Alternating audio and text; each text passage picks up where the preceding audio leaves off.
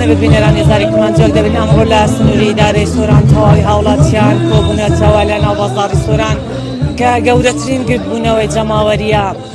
بۆ دەربڕینی ناڕەزایەتی و ئیدانەکردنی ئەو هێرشەی کە لە شەوی دووشەمەوە کرا سەر هەولێری پایتەخت و لە ئەنجامیەوە بردومانە و تەقینەوانەدا چەند ژمارەیەک هاوڵاتی سڤیل بوونە قوربانی کردنیاندا منداڵیشە بوو وەک خۆتان بینیتان بۆ مەبەستە لە سنووری ئیدارەی سۆران دوور لە جیا حیزبایەتی تەنها هەستی نەتەواتی وای کردووە ژمارێکی زۆر دانیشتوانی سنووری ئیدارەی سۆران و دەوروبەری لێرە کۆبوونەوە بۆ ئیدانەکردنی ئەو هێرشێکە لە ڕۆژی دووشەمە شەوی دووشەمە کرایە سەر هەولێری پایتەخت و سەرکوونکردنەوەی ئەمریکا لە هەولێری پایتەخت ئەوەی دەبینێت ژمارێک زۆر هاوڵاتی و دانیشتوانی سۆرانێ لە هەموو چین و توێژێک بێ جیاوازی لە ڕێگەز هاوڵاتیان لە لانی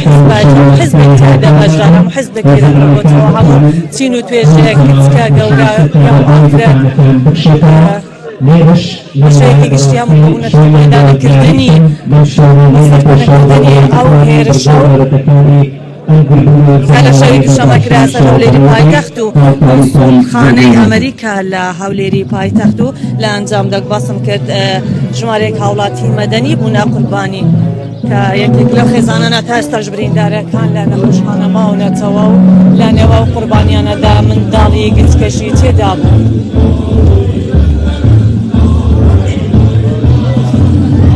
بەڵێ ئەمە جاری یەکەم نییە کە لە هەرێمی کوردستان لەلایەن کۆماری ئیسلامی ئێرانەوە ئەو هێرشانە دەکرێت جاری یەکەم نییە و پێی دەچێت دوجاریش نەبێت. شەروانی بەڕێز هاو نیشتیمانیانی ئازیز کاتانێکی لێرە بشێنەوە لە حەزبیدایە کەیتاوەکو ئەو شوێنەی بۆتان دیاری دەکرێت لەلایەن هێزە ئەمریکانی لەلایەن سەرپەرشتیارانی ئەم گربوونەوە جەماوەریە بۆ ئەوەی بتوانین بە باشترین شێوە بە گۆڕاڵەتەکان پێشکەش بکەین تکایە بەردەمی ئێرە چۆڵ بکرێتن بە هێزە ئەمریکان و ڕاگەیەنکارانیش بۆ ئەوەی بتوانین شتارەکانی خۆیان بکەن هەردوو لە جەماوەر بکشێتەوە تا ئەو شوێنەی بۆتان دیاری دەکرێت ئەو هێرشە ببنەمانە جەماوەری خۆشەویست بەشداربووان ئەوانەی گەورەترین گربوونەوەی جەماوەری لە سۆران گربوونەوە جەماوەریە داوامەدەبوونی بەرپرسان و هاوڵاتیان ئاشایش هاوکارمان بن بۆ ئەوەی بتوانین جەماوەر ئەوەی لێرەیە لە بەردەمی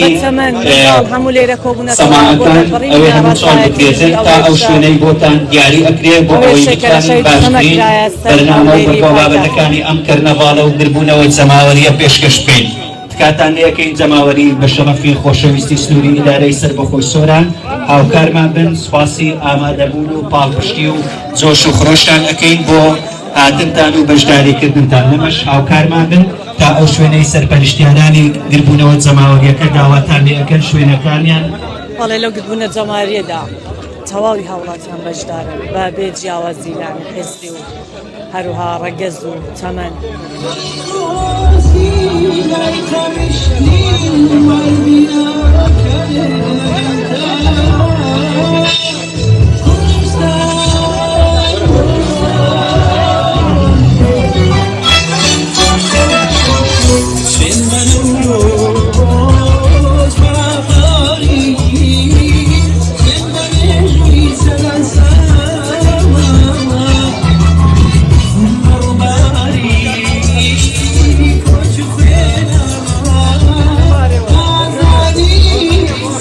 لەو گربوونەوە جەماوەریەدا تەواوی چین و توێژەکان لێرە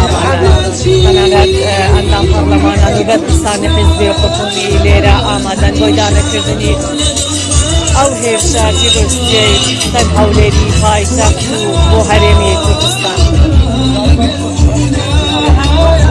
بەڵێ هەرێمی کوردستان هەمیشە دژمنانوان کردووەکە نێڵن بەرەو پێچوون بە خۆبینێ بەڵام سەرەڕای ئەوەش کورد قەت ناوەستێت و دژی دژمن دەوەستێتەوە. دژمن ناتوانێت کورد ڕابگرێت، ناتوانێت کارێکی وا بکات کە جەماوەری خرۆشاوی ئیدارەی سۆران بەرەنگاربوونەوەی ڕەواندزی خۆڕاگر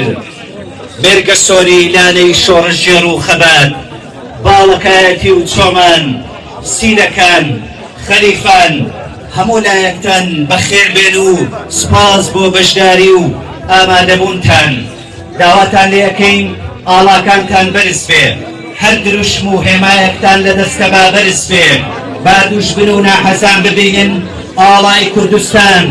ئاڵای سەربەرزی کوردستان هەست و نەستی نەتەوایەتی گەلی کورد بە هیچ هێزێکدا نامرشێ ئەمە جەماوەری ئیدارەی سۆرانە ئەمە هێزی لە بن نەهاتووی کوردستانە ئەمە تەواوی قەزا و ناحیە و گوندەکانی سووری ئیدارەی سەربەخۆی سۆرانن ئەمە جەماوەری خرۆشاوە چێ ئێوێ ئەم جەماوەرە تووڕە بکە چێ ئێوێ ئەم جەماوەرە دڵگرانکە با خۆی تاقیب کاتەوە کیمیاباران ئەنفان جینۆساید هیچ نەیتوانی هەست و ئیرادەی کوردستانیان هاوریشتیمانیان تازە بە درۆن و شەکیانەوەی تاقیبانکەنەوە هەرچی لە دەستیان دێباقیکەن ئەمە هەست و نەستی جەماوەری کوردستانە ئەمە هەست و نەستی ئیدارەی سەربەخۆی سۆرانە ئەمە پایتەختی کوێری شەهیدانە بەخێر بێن بۆ ئیدارەکردنی ئەو هێرشە دژمنکاریانەی کەوا دەکرێنە سەر هەرێمی کوردستان جارێکی تر کاتانی دەکەین بەردەمی پێرەچۆڵ بکرێن هاوکاری هێزەکانی ئاسایش و پۆلیسن بە تایبەتی هێژنەی سەرپەرشتیاری ئەمکردنە باڵات جەماوەریە دووبارە هاتنتان بەرز دەنرخێنین یەکێک لەو منداڵانەی کە نەبوو بە 2 ساڵ لە ژێر یار و پەردووی ئەو خانووە ڕووناوەدا لەرزانی هێرشەکەدا بووە قوربانی کە ناخی هەموو هەوڵاتێکی هەژاند و وای کرد هەوڵاتیان بخشێنە سەر شەقامەکان بۆ ئەوەی دژیا و هێرشەتی ڕووسیانەی کۆمەری ئیسلامی ئێران بوەستنەوە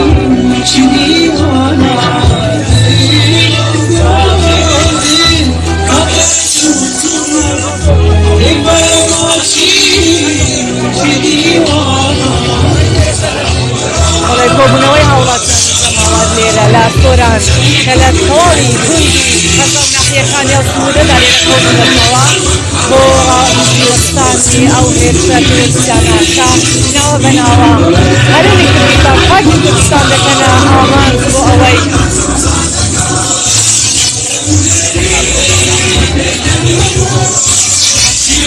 بەڵام ئەبێ دژمنەوە بزانێت کە هەرگیز ناتوانێت هیچ بوەستێنێت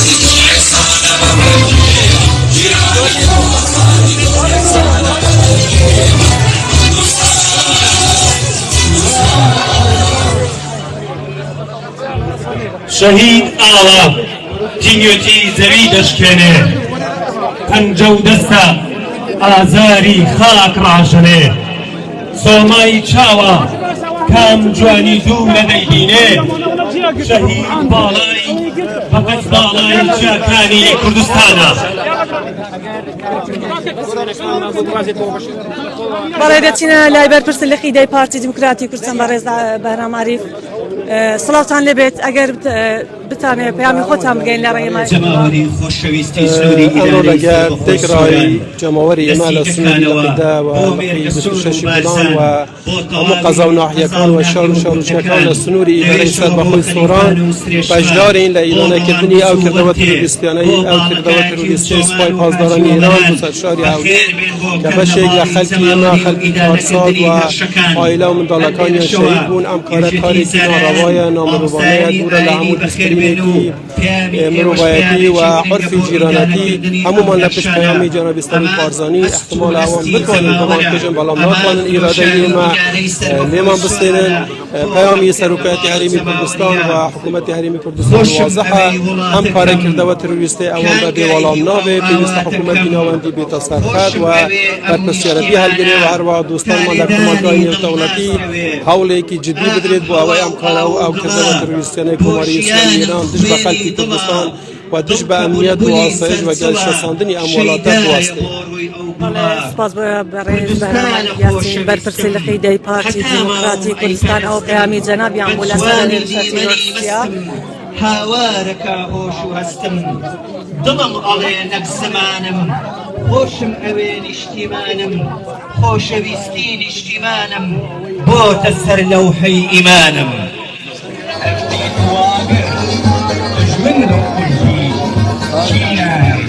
أنا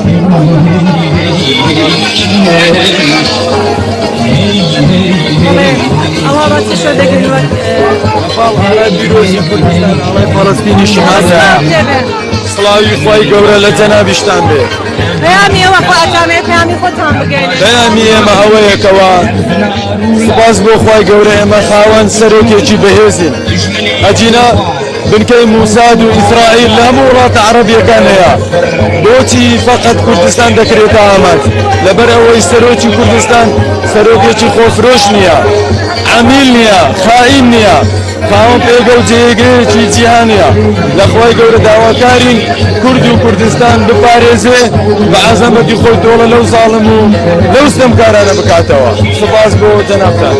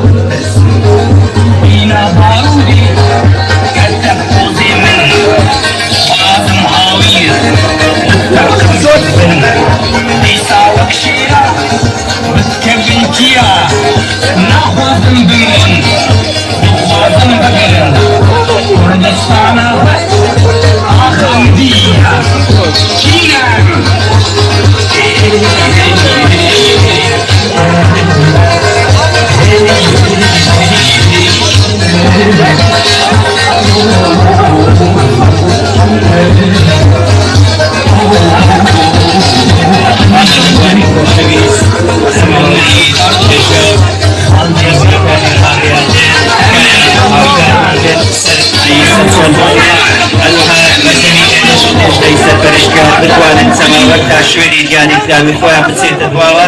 کە جەماوەری خۆشەویست هاوکاری هێزەکانی ئاسایش و پۆلیس و لێژنەی سەرپەرشتیان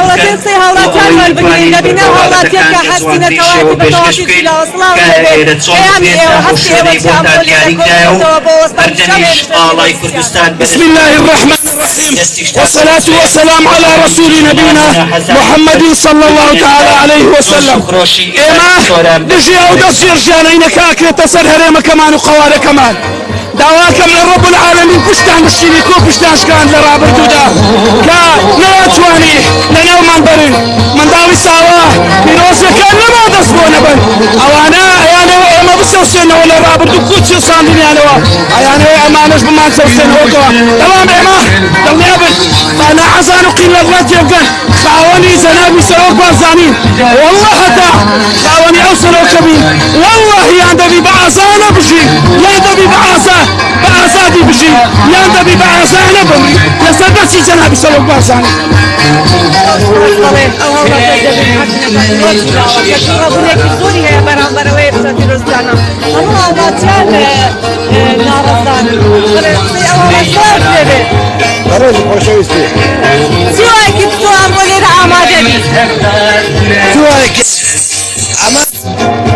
بس بديها ساعة توصيل لعد بزمنان الكل بزمنان حتى قوي قلتوي ايه من ناتو كين لتعب كتوب فوقها ايه مع الفلاي الفايكة الدنيا برايكة ايه تسوى حكومة وبرلمان سبيخونا وصايا بعد زمنان باز بزارن ايه ما بخويني ولا كلمة كل نادي يان مدن ياسا كوتن بالسفيد تعديد ايراناكا يان مدن ياسا كوتن كل نادي تا على كردستان بلود كنك اوي سرب خوي حجر باسك كردستان سەرپەرشتیان هێزەکانی ئاسایش و پۆلیس هاوکار جەماوەر تۆزێک بشێتە دواوە سپاسی ئامادەبوون و هاوکاریتان دەکەین کەوا لەگەڵمانن تکایەکی لایەنە و کوردستانیانە تکایە ئێرە چۆن بکرێ بۆ ئەوەی بتوانین بڕ بۆ بابەتەکان دەست پێ بکەین سپاسی ئامادەبوونتان دەکەین ڕاگەیەنەکانی شوێنە دواوە بۆ ئەوەی بتوانین جەماوەری ناتوانین بمانوەستێن و ئاڵای کوردستانەکەەوە دەبێت دەچینە لای ئەم بەڕێزە خۆشەویست سوپاسی ئامادەبوونی تەواوی سڵاوت لێ بێ ماما فەرموو پەیامی خۆت بگەین لەسی دەکانەوە بۆ مێرگە سۆر بۆ خەلیفان بۆ قەزای ناوەندی سۆران نرازي قوم در أبرم برامبر با إيران حكومة في جمهوري إسلامية على أساس غير إما ماركاني سويلي إما بطمانكا ببي باساو هيك فايساوية سياسي وفي بدستوانية تنها ظلم زوري وظلم كارين أو حكومة إسلامية شون أتواني زميري قبولك بليرا ماركاني إما لهوليري لكردستاني بردومان بكتو إما يعني لنا أبو ببي فاساوي ببي سياسة ببي عسكري نوم قري حزبي ونا عسكري ونا إسرائيل ونا جوية كشي تيدانيو أو إسفاد سشي إسفادا براسي إدانية كين بتوندي إما بهيت رجيمة لنا ونتوي ملتي كرد صار هاي صار من مواليد مشيستو سيا لساري شيستا كان عراقي أو ظلم زوري لما كل صدام حسيني أما يبن باران كردينو شيميا باران وترحيل وأنفال همو أشكم زيتي بإيما دولة غير ما يكر إيما ملكي كرد خواق السوانا لنا ونتلونا وناتي شون حكمة الجمهوري الإسلامي كإسلام من الجمهوري الإسلامي ما أو تعدى ظلم زوري أو ها لإيما اللوم التي توساوي صار هاي صار لإيما أكاتون زميري قبولك براسي هيك قبولناك خداي دولة قبولناك هر خواب استوانا وإن شاء الله هر أولي الفضي لوم التي كردي لنا وأشيو إن شاء الله رسواو ورزيل أكري هر إيما ملتي كر سر برزنو رئيس كاني إيما سر برزنو شهيد كاني إيما آمادين خول صدا بنينو خويني خول صدا عنينو هيك خول نادينو بحيث كسيف وبحيث جوز من هيك لنا وناسي إيما لجريزم دا الله يزوج شايا هاو كارمان بن نتوين أنفال وكيميا باران ببسنت موشكي ترسلو كان نايل الزينت بناوي خداي قورو مهربان جماوري كرد پروري دبري سوران همو لایەکتان بخير بين بخير بين بۆ خۆپیشاندانی سەرکۆنەکردنی هێرشەکانی سەر هەرێمی کوردستان باشترین دەستێک بۆ ئەم بۆنەیە ڕێزگرتنە لە گیانی پاکی شەهیدان بۆیە بدەم سروودی ئەگرەقیبەوە ساتێک بێدەم دەوەستی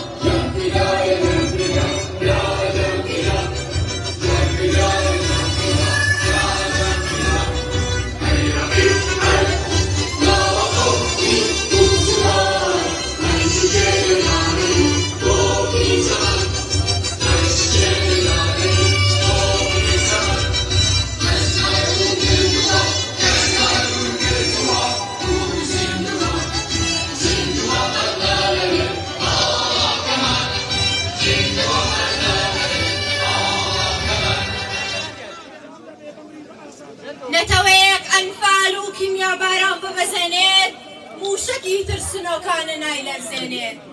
جەماوەری خۆڕاگری دەبەری سۆران ئامادەبوانی بەڕێز لە هەموو چین و توێژەکان بناو دالێرە ئامادە سەرکۆنەکانی سوپای پازارە بۆ سەر کوردستان ئامادەبوونتان لەم بۆ لەدەوەریە شتێکی پۆڵاینە بۆ ناودەرینا حەزانی کیانی سیاسی هەرێمی کوردستان و دوڕۆژ پێش تاقینەوە ڕووداچەند کەس بوونە قوربانی هیچ ڕاستی نابێت ڕۆژ وەختەی هێنج سەداڵی لەغاڵی غەرەسوان لە ڕابردوو بۆ بەرگریکردن لە نیشتیمانی و ماوەکانی کوردستان خوێندوانە ئیران هەولێری کردە ئامان هاوڵاتی بوونە قوربانی عێراق و ئیران یەکن ئیران و عێراق یەکن دژمنێ نەمەڵە ئیران و عێراق شاهیدی فیداکاریەکانتانن ئەوە بەسا عێراقیە هۆلەمێکەن هەرگیز نەکەنزانی بە خۆتەماندن چییە ئەمە لە ئیرانێ بووی بە بەرەکەن بەسا ئیرانێدا پامەڵاتێ بارزان ئەمە لەوێ هاتشتر بەغەلان لێدا بۆ نیشتیمانیان لەسەر دەستن و هەتا پێویست بە خۆشان بکات جەماوەری سەدام لە پێشی پێشەوە دەبن دیها ئەو سەدامە نەبوو هەم هەردی تێنکرد هەر بستێکی ئەم نیشتیمانە پارچەیەکە لە دەستەکان بەرگەی لێ دەکەن هیچ ناوچەیەکی کوردستانی مەزن نییە خوێنی بەرگەیەکی ئەم دەبەرەی لێ نەڕژابێ عەسکەرێ عێراقی ئامادەبووانی بەڕێز خواسی هاتە خوارێ وێڕای سوپاس و بەرزانیمان بۆ ئامادەبوونتان بەخشێوە بەرفراوانە داوانە نوێنەری جەماوەری دەبەری سۆران و ناین لۆی بەیان نامەکەیان سوپاس بۆ تودا گیان بەڵێ سوپاس لە دوو هەنجیش باشە کو ئەمە دێچین مرۆ گرتی بین هەمە بن هەر دکرد 8,000 بارزانی 200,000 مرۆوی کرد خۆزانەوە دەبن هەر دکردە دەچین لە بەپارڕێنۆ لە بەپارڕێنۆ زۆر سوپاس بەڵێ ئەوەش ئەو دایکە لە ئەم یادداشتێک کە خۆشباستەکە هەر هەمیشە کورد چەند ساڵێکەوە داچە لەلایەن ڕادستی نوێنەرانی پارلەمانی عێراق دەکرێت کە ئێستا لێرە و داوایان لێ دەکەین کە بە ئەمانەتەوە بۆمان بگوازنەوە بۆ پارلەمان و هەروەها لە ڕێگەی ڕێکخراوەکان و لیژنەی ئامادەکاریەوە ئەم بەیاننامەیە بە زمانی ئینگلیزی عەرەبی فارسی ڕادستی تەواوی کۆنسولگەریەکانی دۆست لە هەرێمی کوردستان دەکرێت.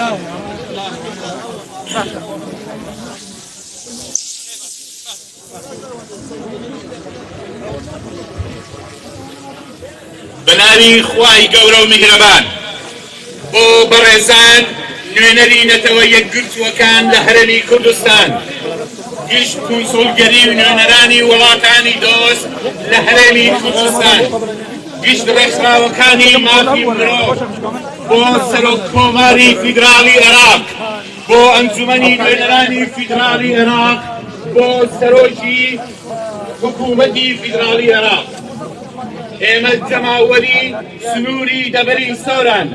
کە دەبەری پێکەوە ژیان و ئاشتەواییە و تەواوکەری ناسنامەی هەرێمی کوردستانە بۆ یەکتر قبولکردن ئەمڕۆ لێرەوە بانگەواز دەکەین و لێرەوە کۆبووینەتەوە کە لە قوڵایی دڵمانەوە نیگەرانی خۆمان لە ئاست دەستدرێژیە دوژمنکاریانەی سوپای پاسدارانی ئێران بۆ سەر هەرێمی کوردستان بخەینە ڕوو کە لە دوایین هێرشیاندا شەوی 15/16/2024 بە بیانووی نائەقڵانی و دوور لە ڕاستیەوە هێرشیان بۆ سەر هاوڵاتیانی سیڤیل ئەنجامدا و بەهۆیەوە 5 هاوڵاتی شەهید و چەندی تریشمان بریندار بوون. بۆیە سەرکۆنەی ئەم ڕەفتارە نامردانە و دوور لە مرۆڤایەتیە دەکەین و پێمان وایە کورد لە هەر شوێنێکی ئەم جیهانە بێت دەبێ ئیدانەی ئەم کردەوەیە بکات. بەڕێزان ئەم هێرشەی سوپای پاسداران هیچ پاساوێک هەڵداگرێت و پێشێلکردنی یاسا نێودەوڵەتیەکان و سەروەری خاکی عێراق و هەرێمی کوردستانە هەروەها پێشێلکردنی یاسا نێودەوڵەتیەکان و پاراستنی مافی هاوڵاتیان و سڤیلانە. بەڕێزان جاری یەکەم نییە بە بەرچاوی کۆمەڵگەی نێودەوڵەتی و حکوومەتی عێراقی فیدڵاو بە بیانووی بێبنەما لەلایەن سوپای پاسدارانی ئێرانەوە هێرشی ناڕەوا دەکرێتە سەر هەرێمی کوردستان و هاوڵاتیانمان شەهید و بریندار دەکرێت. لە کاتێکدا هەموو جار لە ئاستی نێودەوڵەتی سەرکۆلەی ئەم کردەوە دژمنکاریانیەت کراوە کە جێگای پێزانینی کوردستانیان بووە، بەڵام کاتی ئەوە هاتووە چیتر ئیدانەکردن نەبێتە دووە هەڵوێستی ئەم ڕەفتارانە و بەکردەوە هەنگاوی ڕێگریکردن لە سەرۆڕیانەی سوپای پاسداران لە ئاست هەرێمی کوردستان بەهاوێژرێت. هیچ ڕەوا نییە بە بەرچاوی هەموو جیهانەوە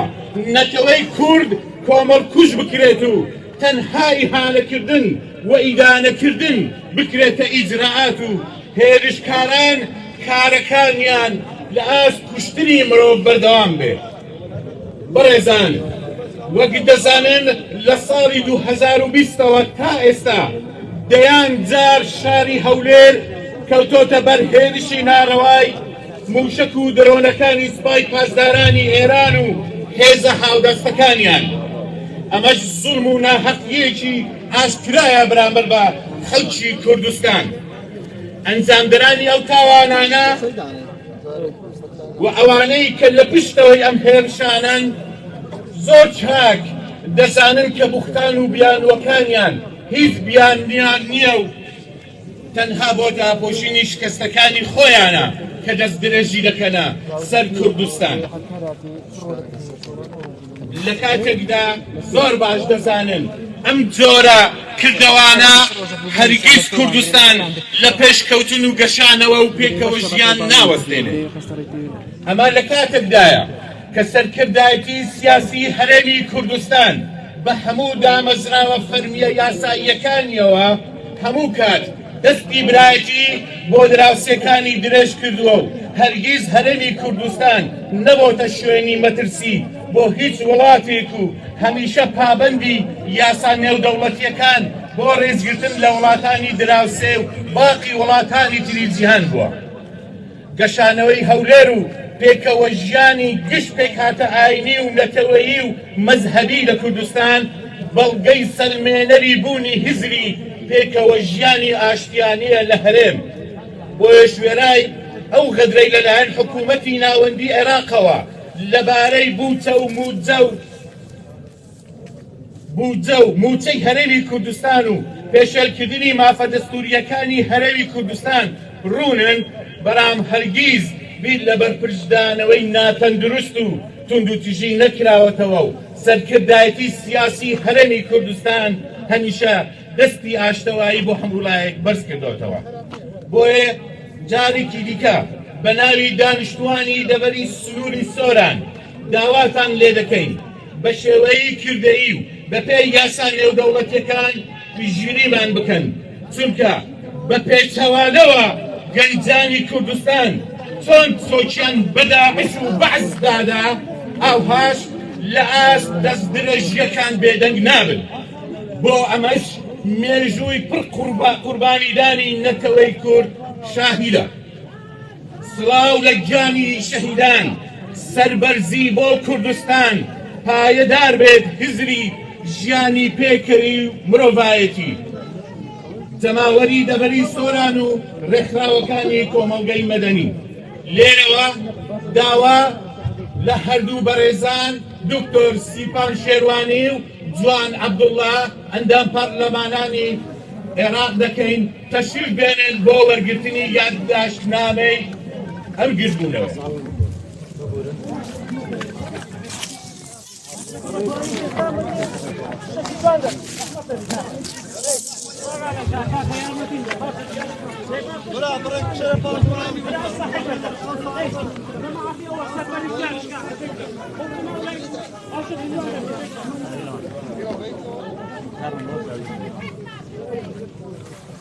Venga, que ya no tiene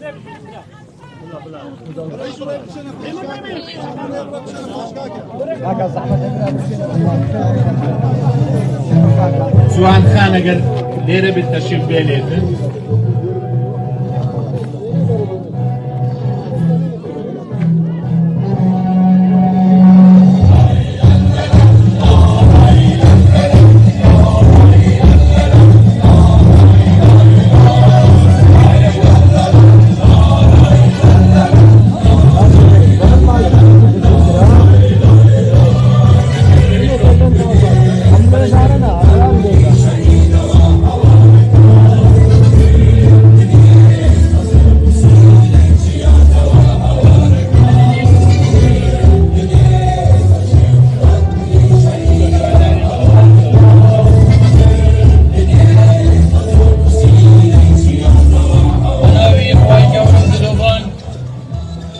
خۆشەویست و سەربلند و خۆنەچەمێنی سۆران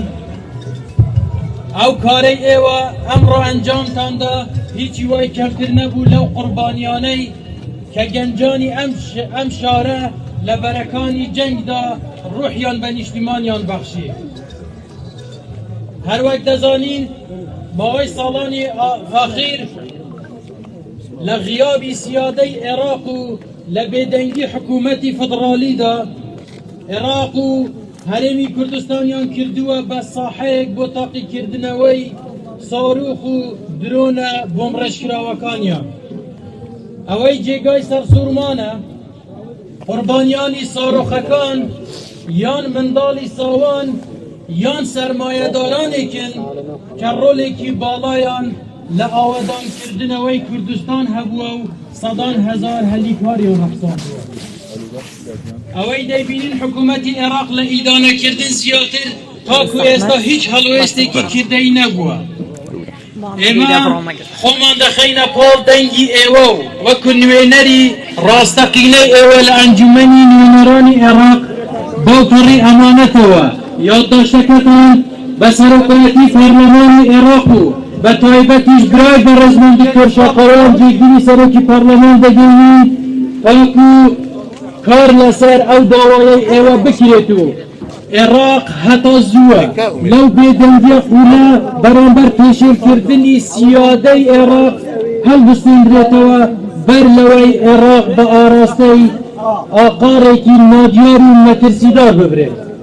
لە کۆتاییدا کۆتاوتەم ئەوەیە وەک جەنابی سەرۆک و ڕێبەرمان فەرمووی دەتوانن دماغ کوژن بەڵام ناتوانن ئێرادەمان لێ بستەنن بەخێر بێن سەرچاو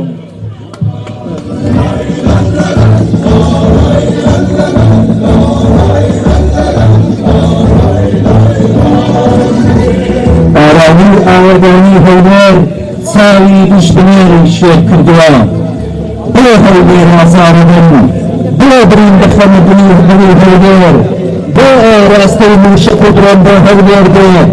هەولێر جگە لە پوانی ئاشتی و برایەتی چ زیانێکی بۆ ئێوە هەبووە لەکوێ موشکتان بۆ بێ باڕووی موشکتان لەوێ بێ نەک لە هەولێر هەولێر لانەی خۆراگریە هەولێر قەڵای بەرخودانە هەولێر پایتەختی هەرێمی کوردستانە هەولێر تاکە شاری عەمادەکەوە کاروانی ئاوەدانی و خۆشگوزەرانی لێیە هەرچی دیپلۆماتکارە هەرچی باوەز و پرسووە لە هەولێر پشوو ئەدا هەولێر شاری ئارامیە چاوتان بە ئاوەدانی حکومەتی هەرێمی کوردستان هەڵنایە چاوتان بە پرۆژە خزمەتگوزاریەکانی هەرێمی کوردستان هەڵنایە دەباش بزانن هەرێمی کوردستان حکومەتی هەرێمی کوردستان سەرۆکی حکومەتی هەرێمی کوردستان پێداگیرترن بۆ ئاوەدانی کوردستان بۆ خۆشگوزەرانی خەڵکی کوردستان درۆن و موشەکی ئێوە ئیرادە و هێزمان ناترسێنێ بەڵکو بەهێزترمان دەکا ئیرادەمان زیاترەکە پارێزگاری زیاتر لە خاک و نیشتیمانەکەین ئەوە نیشتیمانی ئێمەیە ئەوە خاچی ئێمەیە ئەوە کوردستانی ئێمەیە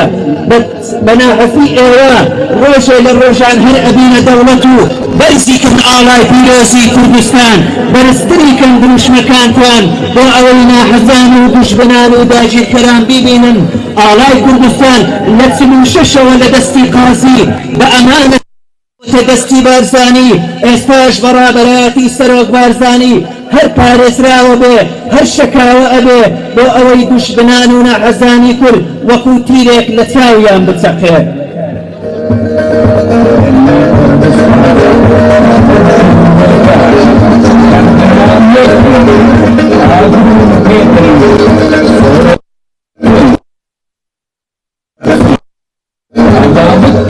خاوەنی سنووری ئیدارەی سەربەخۆ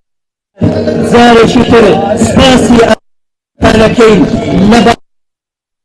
بەلانکەی